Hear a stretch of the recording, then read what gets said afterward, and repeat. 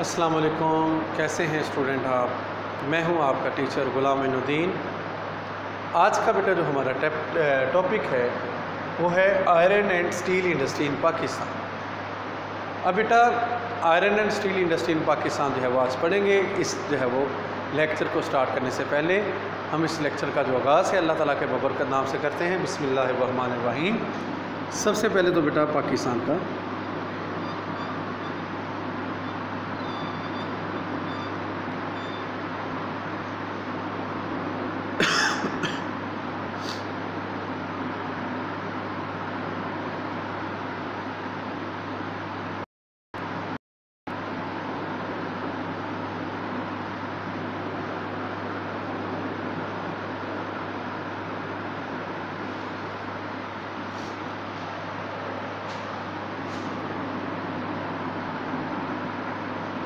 अब iron and steel industry Pakistan बेटा हमने जो है वो जब हम पढ़ रहे थे लोहे के बारे में, पाकिस्तान के मादनियात के बारे में, तो हमने बेटा ये पढ़ा था कि पाकिस्तान लोहा से होता है, लेकिन वो लोहा जो है ये अच्छी किस्म का नहीं होता, जिसकी वजह से हमें लोहे को जो है वो बाहर से जो है वो मंगवाना पड़ता है।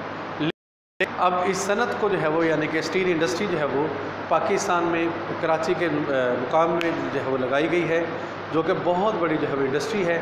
ठीक है जी। तो इसके लिए हम जो है वो लोहा जो है ये बाहर से बरामद करते हैं। अच्छा, कि उससे पहले जो मैं आपको बताता चलूँ, पहले इसका तारुफ कर लें कि लोहा क्या होता है। बेटा जो लोहा है ये इसका शुमार जो है कदीम जो है वो मादनियात में से होता है। लोहा जो है इसको पहले जो है वो ज़मानों में ख़तरे से बचने के लिए इससे तलवारें बनाई जाती थी। इसकी मुख्तलिफ़ इक़साम होती थी जिससे जो है वो तलवारें बना के लोग जो है वो अपना बचाव करते थे। और पहले ज़माने में लोग जो है वो इसका जो है वो इतना इस्तेमाल नहीं जानते थे। लेकिन अगर देखा जाए जब सनती इनकलाब यूरोप के अंदर आया तो इसका जो है वो उस टाइम जो है वो सनती पैमाने पर इस्तेमाल शुरू हुआ। और इसका जो है वो मैं आपको बताता चलूँ, और भी इसका जो है वो दुनिया के मौजूद जो है वो 1885 में एक बरतानवी माहर हेनरी बेस्मियर ने इसकी जो है वो इजाद ब्लास्ट फर्नेस से किया। और 1960 में बिजली से चलने वाली जदीद फलाद साजी की सनत का आगाज़ हुआ। मौजूदा जदीद सनती दौर में फलाद जो है जदीद तहज़ीब का एक अहम जो है वो स्तून समझा जाता है। और इसके लिए मौजू अवामल कौन कौन से होते हैं। अब जो है इसका आगाज़ जो है वो जदीद जो है वो सनतों से हुआ, फलाद साजी की जदीद जो है वो सनती इनकलाब से हुआ। दुनिया में 49 ममालिक ऐसे हैं जो खाम लोहे के 150 से ज़्यादा जहाँ ज़खायर मौजूद हैं, लेकिन चंद ममालिक ऐसे हैं जहाँ पर जो है लोहे की सनती पैदावार में वो आला मुकाम रखते हैं। उनमें चाइना, ऑस्ट्रेलिया, ब्राज़ील, जनूबी अमेरिका, ठीक है जी।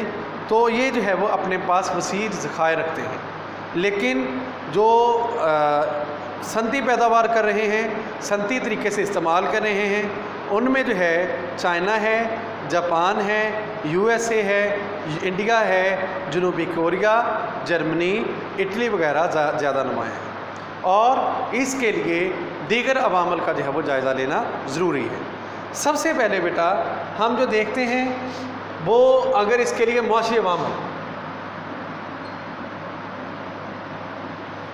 इसके लिए जो मुआशी अवामल हैं या तबई अवामल भी हैं, साथ साथ खाम माल की दस्तयाबी होना। इसकी सनत वहाँ ग्रो करती है जहाँ पे खाम माल ज़्यादा से ज़्यादा जो है वो आता है। मज़दूर, सस्ते मज़दूर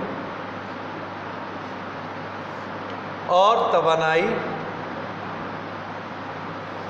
उसके बाद हुकूमती इस्तेहकाम,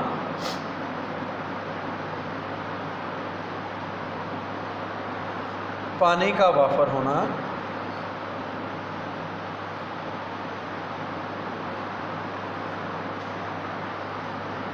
ज़राए नक़्लो हमल, उनका अच्छा होना। उसके बाद जो है वो दीगर और भी देखते हैं कौन कौन से हैं। माहर कारीगर,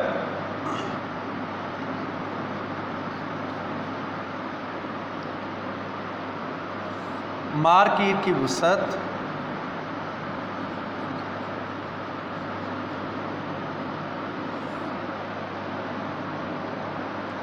सरमाया। तो अब देखिए स्टूडेंट, जब भी हम जो डिस्कस करते हैं तो ये हमारे पास इस सनद के लिए मुआशी अवामिल होना ज़रूरी है, क्योंकि देखें ख़ाम माल हमें इजीली दस्तयाब होगा, अवेलेबल होगा, तो हम जो है वो इस सनद के अंदर काफ़ी तरक्की हासिल कर सकते हैं। अब अगर देखा जाए चाइना है, जर्मनी है, इटली है, हॉलैंड है, अमेरिका है, अगर इस सनद के अंदर जापान है, अगर वो प्रमोट है, इम्प्रूवमेंट है, उधर डेवलपमेंट है इस इंडस्ट्री के अंदर, तो वहाँ पर इजीली जो है ख़ाम माल, अमेरिका नहीं, अमेरिका में पैदावार के ज़खायर हैं लेकिन वहाँ पे सनती जो है वो इस्तेमाल नहीं है, जबकि चाइना में और जापान में, जर्मनी में वहाँ पे इसका सनती इस्तेमाल बहुत ज़्यादा हो रहा है, इंडिया में, इटली में।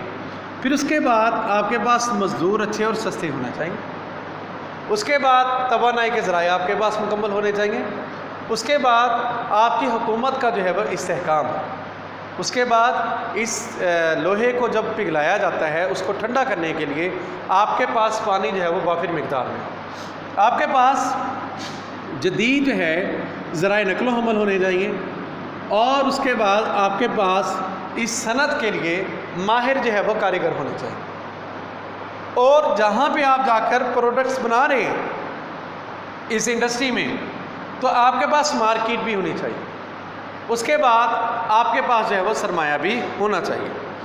अब पाकिस्तान के अंदर जो है ये कहाँ कहाँ जो है वो इसकी जो है वो सनद लगी हुई है,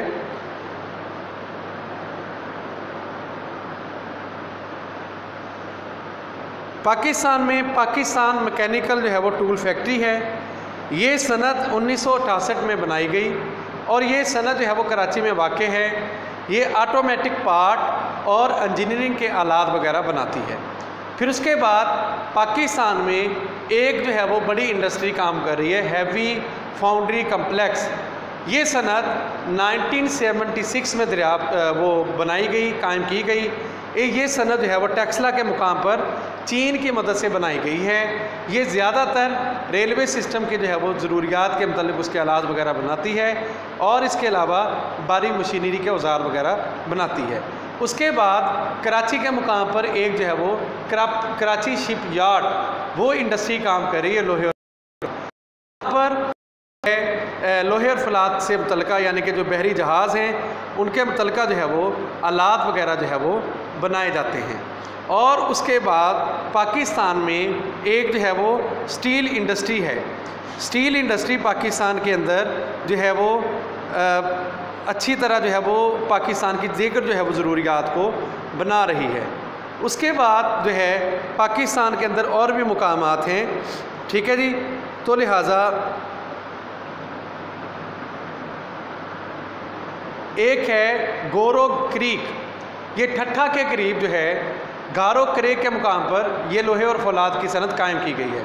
क्रेक का मतलब है पानी की छोटी छोटी नालियाँ, बारीक बारीक सी नालियाँ, और जो है इससे जो है वो एक गारो जो है वो मुकाम है। यहाँ पर जो है वो आबादी कम है, पानी के ज़खायर ज़्यादा पाए जाते हैं और इसके अलावा यहाँ रेलवे लाइन भी मौजूद है। इसकी सतह भी मैदानी है, जिस लिहाज से यहाँ पर लोहे और फौलाद की सनत कायम की गई। ये कराची के मरकज़ में वाक़ है और ये ठट्ठा के करीब पाई जाती है। यहाँ कराची की जो है वो आम शहरा भी पाई जाती हैं।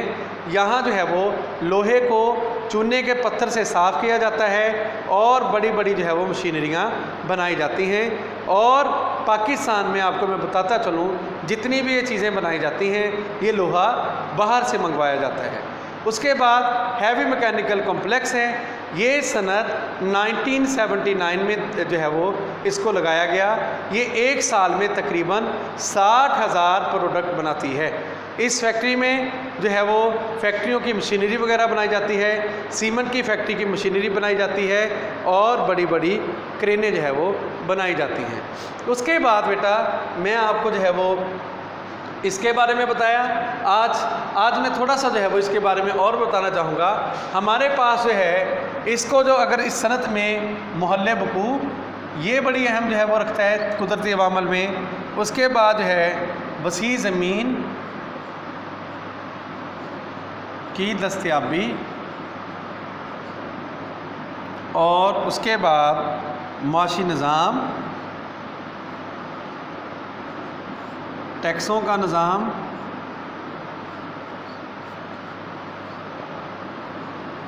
साजगार आबोहवा, वो मैंने आपको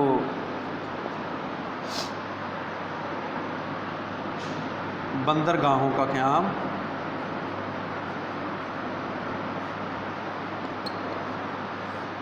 और उसके बाद जो है हुकूमती हौसला अफजाई, ये जो है वो मैं आपको लिखवाना भूल गया था। ये जो है वो हमने इसका प्रॉपर जो है वो टॉपिक बेटा बुक के अंदर नहीं है।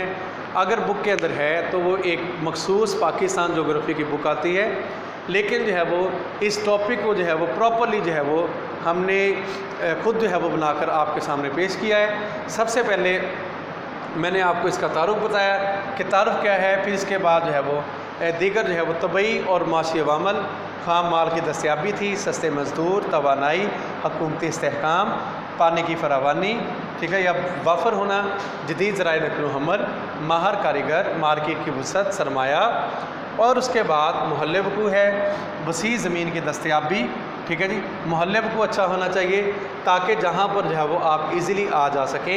फिर उसके बाद मुआशी निज़ाम अच्छा होना चाहिए आपके मुल्क का, वसी ज़मीन होनी चाहिए सनत के लिए, टैक्सों का निज़ाम अच्छा होना चाहिए, साजगार आबो हवा होनी चाहिए, शिद्दत वाली आबो हवा नहीं होनी चाहिए। ये मैं पॉइंट्स लिखवाना आपको भूल गया था, लेकिन अब जो है वो मैंने आपको बता दिए हैं। फिर उसके बाद मैंने बताया कि पाकिस्तान में कहाँ कहाँ कौन कौन सी जो है वो सनतें काम कर रही हैं। मैंने आपको जो है वो हैवी कम्प्लेक्स जो है वो बताया। उसके बाद जो है वो मैंने एक जो है वो गारहो जो है वो क्रीक जो है वो उसके मुकाम पर जो है वो इंडस्ट्री लगाई गई है। उसके बाद जो है पाकिस्तान में कराची के करीब जो है वो बिन कासम के मुकाम पर जो है वो गारो क्रीक है, वहाँ ही जो है वो यहाँ पर जो है वो स्टील की जो है वो इंडस्ट्री काम कर रही है। इसके बाद जो है वो चीन की मदद से जो है वो हैवी कम्प्लेक्स जो लगाया गया है टेक्सला के मुकाम पर, उसके बारे में बताया। और इसके अलावा भी जो है वो पाकिस्तान के अंदर छोटे छोटे जो है वो लोहे के कारखाने काम कर रहे हैं, जहाँ पे मुख्तलिफ स्टील की खाने पीने की अशिया ये वगैरह जो है वो बनाई जाती हैं। आज की बेटा जो है वो हमारी iron and steel industry in Pakistan था, और उसके बारे में हमने जो है वो पढ़ा है। अगर आपको किसी भी बात की समझ नहीं आई तो आप हमसे इस वीडियो के जो है वो नीचे कमेंट्स करके पूछ सकते हैं।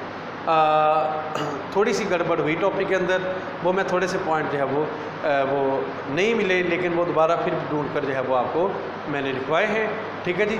तो आप जो है वो इस टॉपिक को अच्छी तरह याद कीजिएगा, ये अक्सर जो है वो टॉपिक एग्ज़ाम के अंदर आता जाता है।